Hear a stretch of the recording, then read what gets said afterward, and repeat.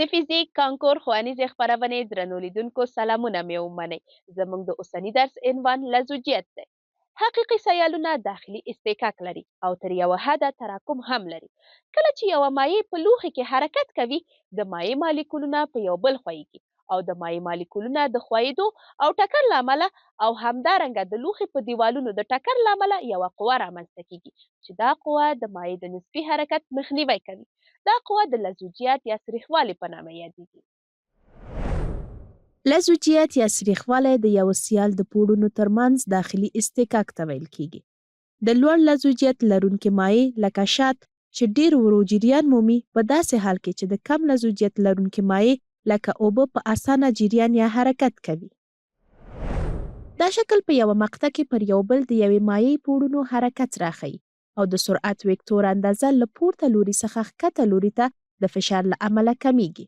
د سرعت دا توپیر چې پر یو بل حرکت کوي د لزوجیت یا سریښوالي رامنځته کېدو سبب کیږي. د مایع په داخل کې د یو جسم لزوجیت د جسم له مساحت او سرعت سره مستقیمه اړیکه لري او د مایع سطحې له هغه پلنوالي سره چې له جسم سره په یو وخت کې حرکت کوي معکوسه اړیکه لري. نو د لزوجیت قوې د محاسبه کولو لپاره له آر آی مساوي ایتا ضرب د ای ضرب د وی پر ډي فرمول څخه ګټه اخلو چې په دې فرمول کې آر آی د لزوجیت قوه او ایتا د سیال د لزوجیت ضریب دی. هره ماده د لزوجیت یو خاص ضریب لري او یو مهم ثابت دی چې دا ثابت د هغو مایعاتو لپاره چې په اسانۍ جریان مومي لکه اوبه کب او د هغو مایعاتو لپاره چې په سختۍ جریان مومي لکه ګریس ډیر وي. د مایعاتو لزوجیت د ګازونو په نسبت ډیر دی. همدارنګه د مایعاتو د لزوجیت ضریب د تودوخې درجې تابع دی او د تودوخې درجې په زیاتېدو کمښت مومي. اوس د درس په دوام د لزوجیت د ضریب واحدونه او د سټوکس قانون لولو.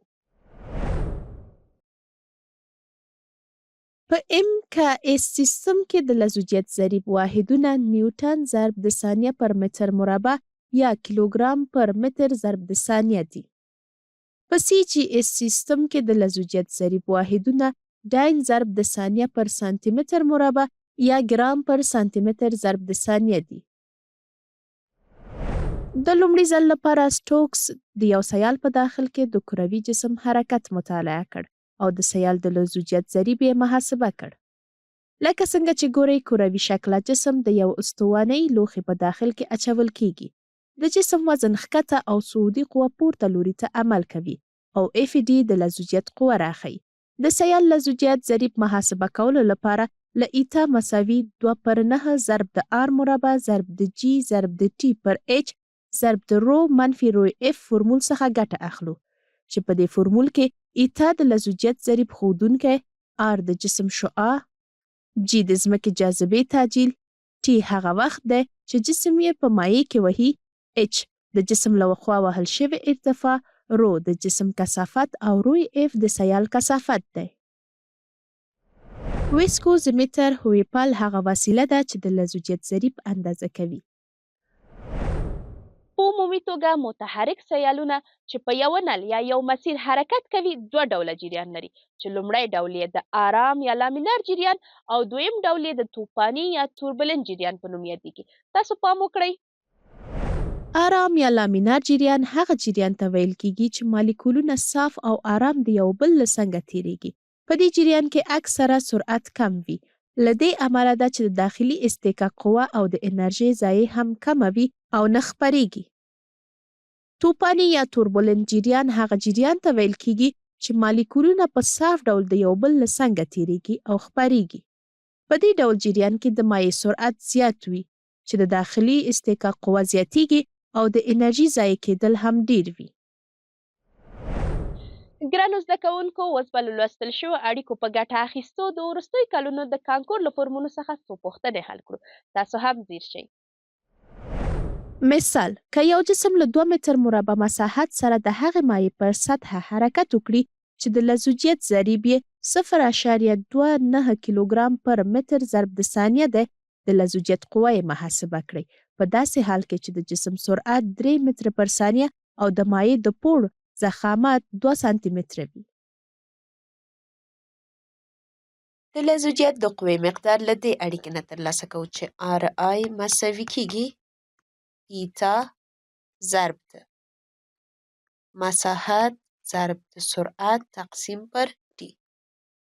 نو آر آی مساوي کیږي د ایتا مقدار 0.29 ضرب د مساحت 2 ضرب د سرعت 3 تقسیم پر 0.02. نو د آر آی مقدار د ریاضیکي عملیو څخه وروسته 8 نیوټنه لاسته راځي. مثال د ګریسو د لزوجیت ضریب په داسې حال کې محاسبه کړئ چې کثافت یې 0.9 ګرام پر سانتي متر مکعب او یوه المونیایي کوره پکې له 2.8 ګرام پر سانتي متر مکعب کثافت او 3 ملي متره قطر سره له 4 سانتي متره لوړوالي څخه په 18 ثانیو کې غورځېدلې وي.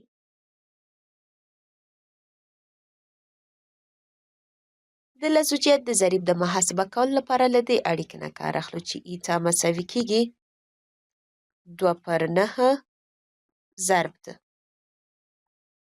آر مربع ضرب د جی ضرب د ټي تقسیم پر اچ ضرب د رو منفي روی اف. ایتا مساوي کیږي 2/9 پخپله ضرب د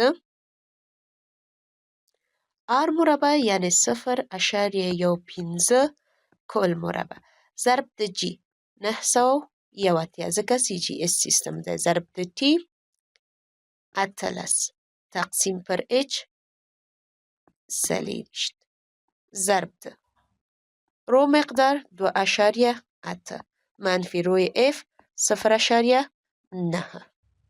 نو د ایتا مقدار د ریاضیکي عملیو څخه وروسته 9 ګرام پر سانتي متر ضرب د ثانیه لاسته راځي.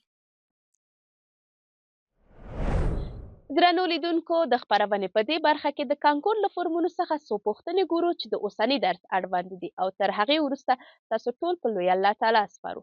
الله مو مل شه.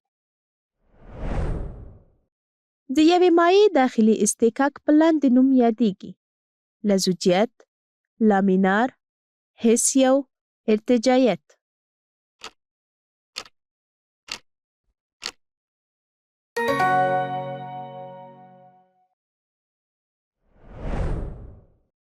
د لزوجیت له زیاتېدو سره د مایع د جریان سرعت کمیږي، زیاتیږي، ثابت پاتې کیږي.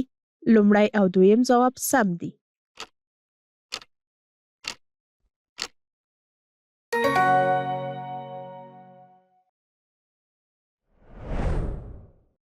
په آر آی ضرب د ډي مساوي ایتا ضرب د وي ضرب د ای اړیکه کې ایتا عبارت دی له د استکاک ضریب، د لزوجیت ضریب، د ارتجاعیت ضریب. ټول ځوابونه سم دي.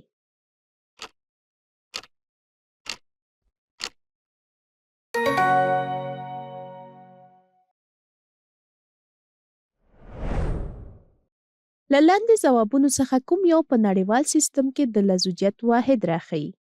کیلوګرام پر متر ضرب د ثانیه، کیلوګرام پر سانتي متر ضرب د ثانیه، ګرام پر سانتي متر ضرب د ثانیه، ټن پر متر ضرب د ثانیه.